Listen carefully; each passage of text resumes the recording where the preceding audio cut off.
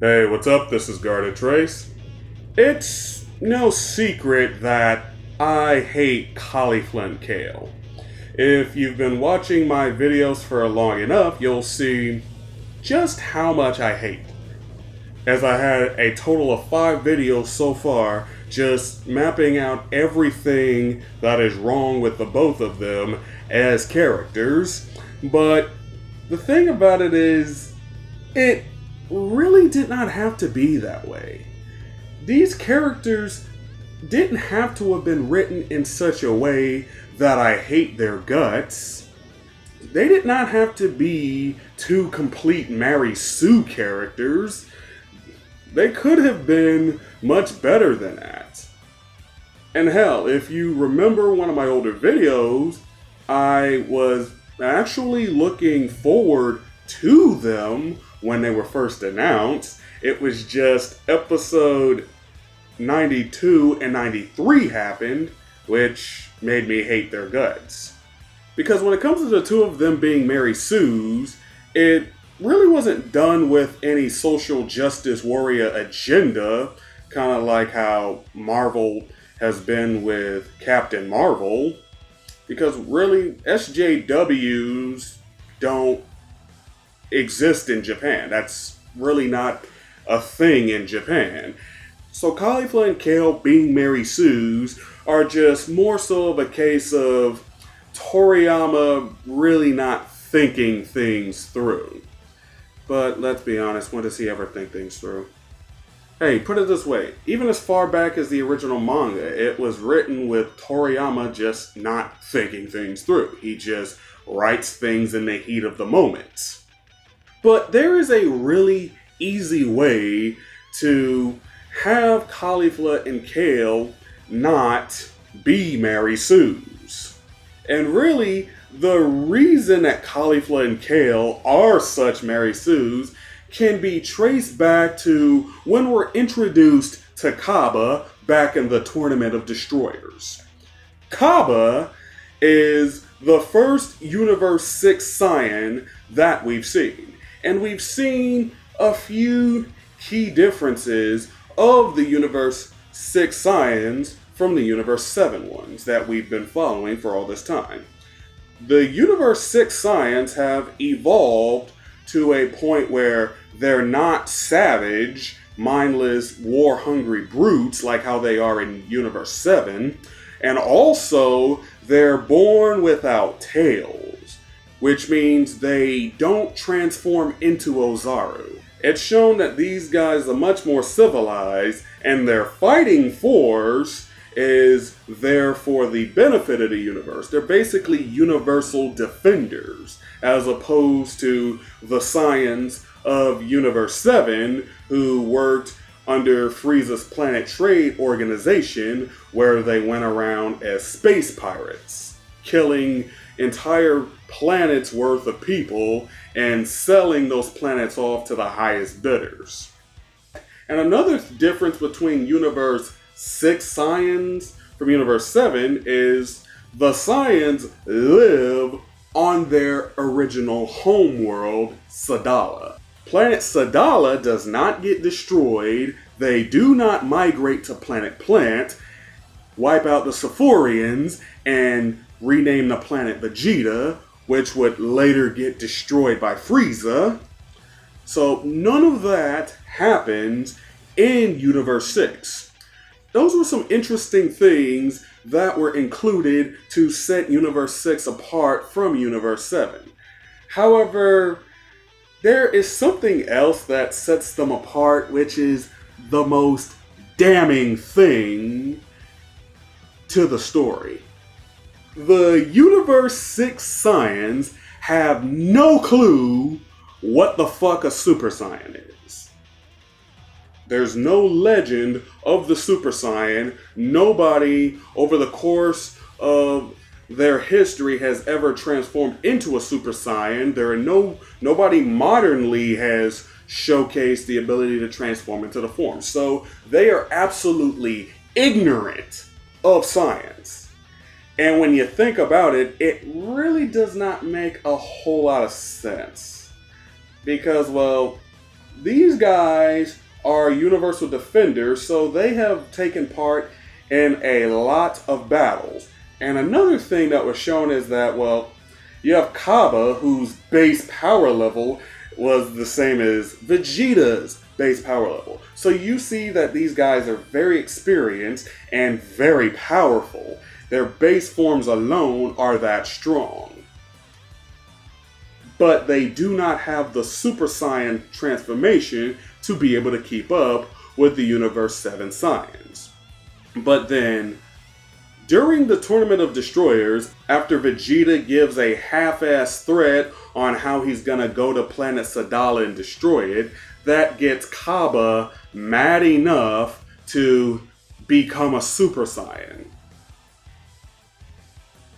So apparently Universe 6 Saiyans have never been pissed off before. None of them has ever been pushed to the edge. None of them have ever been on the brink. None of them have ever experienced despair before, so nobody was able to ever figure out the Super Saiyan transformation despite how advanced the Universe 6 Saiyans are and how many battles they take part in. That's the thing that really hurts the story because, well, it doesn't make sense, and then by the time we get to Caulifla and Kale, they don't know what Super Saiyans are either, so they basically have to learn it quickly. And they only have 4 hours to learn what the fuck it is, so they gotta learn it quickly. So that's when the back tingle bullshit was brought up. So basically it's just, them putting metachlorians in Dragon Ball. It's like, keep metachlorians in the crappy Star Wars prequels. Don't bring them into here. But there's a really easy way to fix this, and that would be by introducing the Universe 6 Saiyans to already know how to use the Super Saiyan transformation. Because really it's not a hard pill to swallow. All of the Super Saiyans that are alive by the time of the Android saga of Dragon Ball Z, all of them know how to become Super Saiyan. So everybody from that point onward, if you're Saiyan, you can use the transformation. So it's really not all that big of a deal if these guys were already introduced with the Super Saiyan transformation, especially considering what their history is. And also, that could potentially work as being, well, a tier system for determining the rankings of their soldiers. Kind of like how in Universe 6, under Frieza, they basically have their tier system of there being low class, mid class, and elite Saiyan warriors based on their power levels. So with Universe 6, we could use Super Saiyan to basically follow that same sort of concept. Let's say, for example, let's say we have 4 different tiers. Now, in the bottom tier, this would be those who have not yet learned how to become Super Saiyans. So these guys would essentially be the trainees.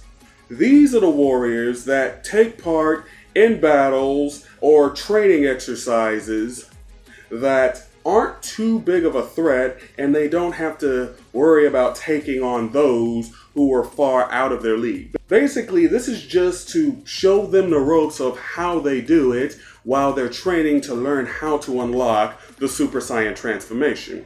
And they could potentially be accompanied by someone who can transform into a Super Saiyan in order to, teach them and to watch out for them. Similar to how you have in Naruto, you have the Genin who are accompanied by a Jonin.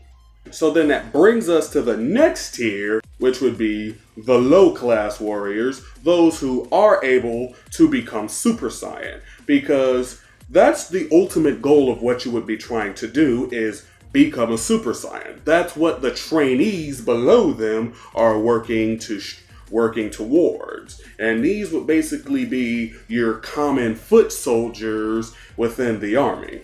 And then by the time we get to the next tier, Super Saiyan 2, these guys would be your mid-class warriors, as they have learned how to successfully ascend past the Super Saiyan. You may have those who are learning how to ascend past the Super Saiyan, however, they're likely going into the Super Saiyan Grade 2 and Grade 3 forms that just bulk you up and make you move a lot slower, so it's not worth the power increase. But then you have those who learn it correctly and they go Super Saiyan 2. And then you have the top tier, the Elite Warriors, those who can master Super Saiyan 3.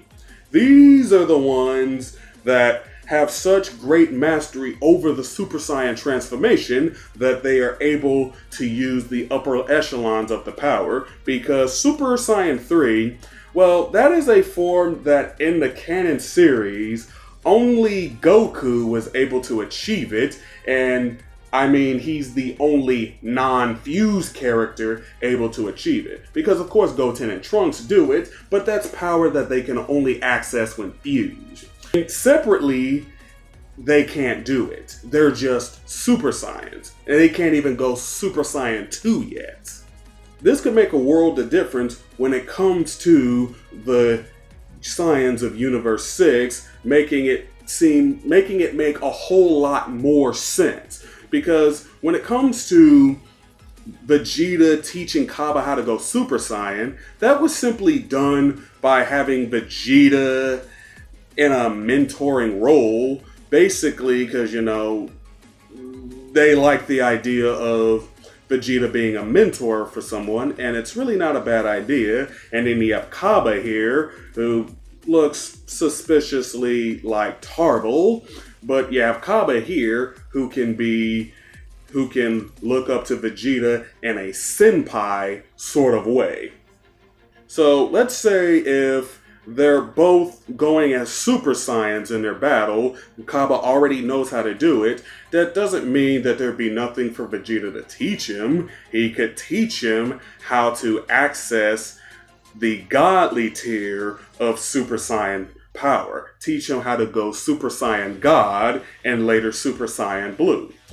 Because, well, apparently Vegeta just learned how to achieve those forms on his own, despite the fact that he never does the ritual like Goku does it, and the ritual was established as being the way to do it. But since that was retconned where, yes, you can work towards it, and Vegeta worked towards it through training with Whis, so then how about you have Kaba and the other Universe 6 Saiyans like Caulifla and Kale work towards that through training with Vegeta, because Vegeta was able to figure it out, so likely he'd be able to teach others. So yes, they would have something to learn from the likes of Goku and Vegeta. And this would help to make them less of Mary Sue's, because, well, everybody is Super Saiyan by this point, so it was just a simple matter of having them already know it.